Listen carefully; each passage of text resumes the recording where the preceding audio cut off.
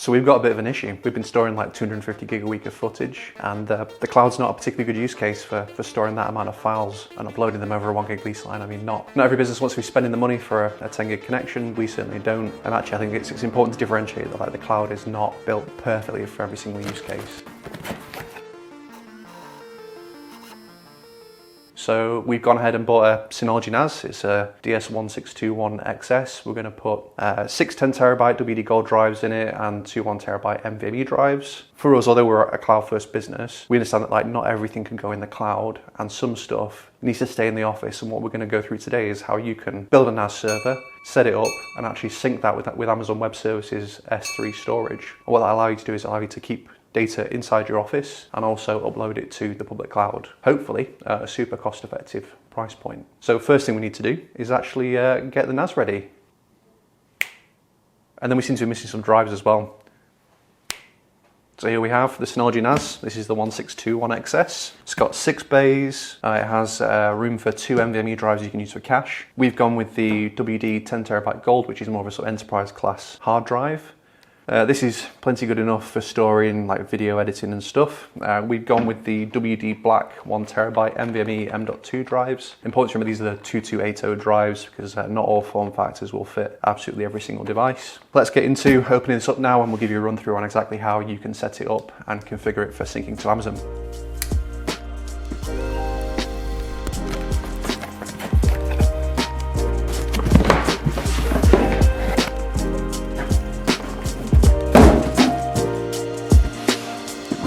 Packaged Synology disk station.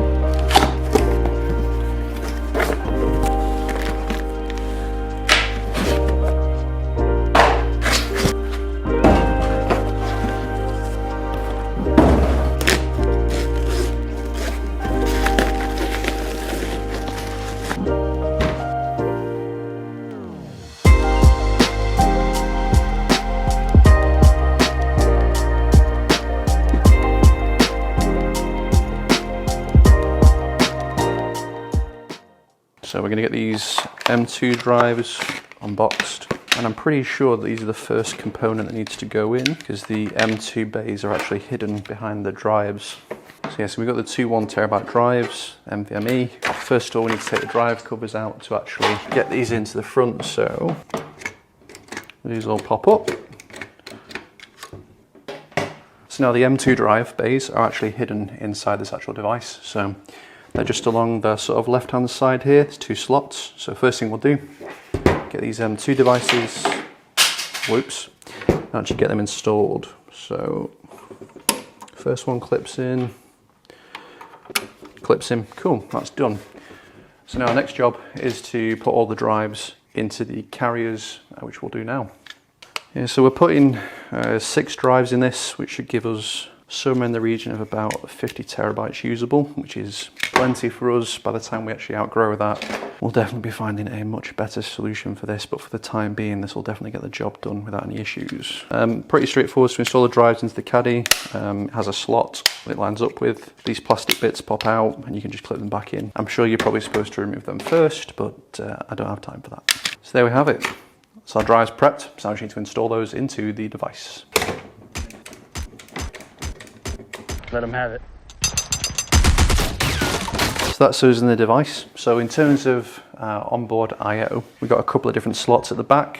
We have 2 USB 3 ports, 1 10 gig port base T, which for most enterprises is not going to be right because we tend to run SFP+. We've got 2 1 gig interfaces which can actually be link aggregated, I assume using like LACP. 2 eSATA ports which we're not going to use, but I'm going to assume that those are for plugging in the expansion cells that give you a total of 16 drives across the actual enclosure and the expansion. And then this bit, again, we're not going to use it, but I'm pretty sure this is for an expansion card where you can put more interfaces in or plug other stuff in. So in terms of the specs, this box has got a Xeon D processor, not super powerful. Like I say, if you wanted to put flash in this, I'd definitely be getting the more powerful model because the Xeon D processors are a little bit underpowered. Same goes for the memory. I'm guessing that this box relies heavily on memory for sort of like caching and writing out to disks. This is only ships with 8 gig. You can upgrade it, I think, to 32, but you want to check to see if you're going to go flash. Definitely want to crank the memory up for sure. The same goes if you've got a lot of expansion shelves. So in terms of some other bits, It supports all usual RAID profiles, which will be on the screen now. And then I think the config we're going to do is probably just going to be like pretty vanilla, like RAID 5, which will give us sort of like 50 terabytes usable. They do have a RAID F1, but you can plug this into things like VMware, but we would never do that because all of our stuff is enterprise, and this is more sort of into like very small business. And actually, the second you probably try and run a decent workload on there, it's probably just going to fall over. So yeah, we might one day test that, but yeah, there's probably not really the appetite for us internally. In terms of storage technologies and sort of supported configurations, you've got SMB 1, 2, and 3, NFS 3, 4, and 4.1. We'll probably be running just SMB for what we're doing, because it's just going to provide a really, really basic file share for our editor who uses Apple Mac. Probably going to also run Time Machine, and then like I've said, we're going to use Amazon Web Services, probably S3, some tier of storage there to actually protect all of the data offsite every night, because what our workflow is that once we've ingested content locally into the Mac and it's been edited, those files are going to get transferred to here, which will be the last copy of them. We just want to make sure that if there was anything with this device, that data is actually protected somewhere, which is good. We're going to get started. We'll get some power in this, we'll get it online, we'll get it in the network, and we'll walk you through how you can actually configure it to provide file services. So for the purpose of this, the Ethernet connection is only going to be 1 gig, but I think that'll be plenty sufficient for what we're doing. Shouldn't be any issues. So we'll get that plugged in to the LAN port. So because we're on Wi-Fi, we need to get the laptop plugged into Ethernet as well, because I'm pretty sure, according to the manual, you need to browse a specific DNS address for this to actually work. Let's see if it turns on. Et voila. Cool, right, that's part 1 done. All that remains now is to wait for that to boot, and then we should be able to just go to a web address and actually load up the configuration page, set an IP address, and do some like really basic config, like set an admin password. And then we'll get into some of the very high level AWS config that we're going to be using to protect all that data. I had to check the manual for this address because it's not obvious, but if you go to find.synology.com, that will basically scan your LAN for the device. And then if it finds it, it should show up here. But I'm conscious this probably takes a couple of minutes to actually boot. 2 hours later. See if this now picks that up. Oh, it does. So it's actually running such an early version that password encryption is not supported. And that's why we can't find it, which is really great. Thanks, Synology. Thank you. So now we get the nice little web UI. Happy days, super easy. So finally, we got it working. As I was saying, it's down to the password encryption. We'll show you that setting in a minute. But first of all, we're just gonna quickly power that off and put everything back in, because it's pretty clear that it was not the configuration of the device or like a hardware fault that's the issue. So power this off real quick, and now we get the drives back in. And then sit here and wait another 3 to 5 minutes while it boots. Let's run this again, see if we can see it now. Yeah, we can. Accept the license agreement. That gets us to the web page. Set up. Install the DSM, systems for the operating system. Latest DSM for new features and security fixes. If we'd have had this, we'd have had the right colour blinking lights when it booted. So yeah, so install away. Yep, all data is going to be removed. Send it. So this is going to take about 10 minutes. So we'll come back to this shortly. Okay, so that's actually finished doing the update. And now we've got the setup wizard, so we're just going to fly through this. I'm just going to use some non-standard credentials, which we're just going to use for the purpose of this video. So some limitations on the administrator. So it can't be called admin. We'll call it an extra admin. And we'll set the password to YouTube123. So here we go next. Now you can set up a quick connect, but we don't need that, so we'll skip that step. 2 things to do. 1, we need to build a file share, and 2, we need to protect it to AWS.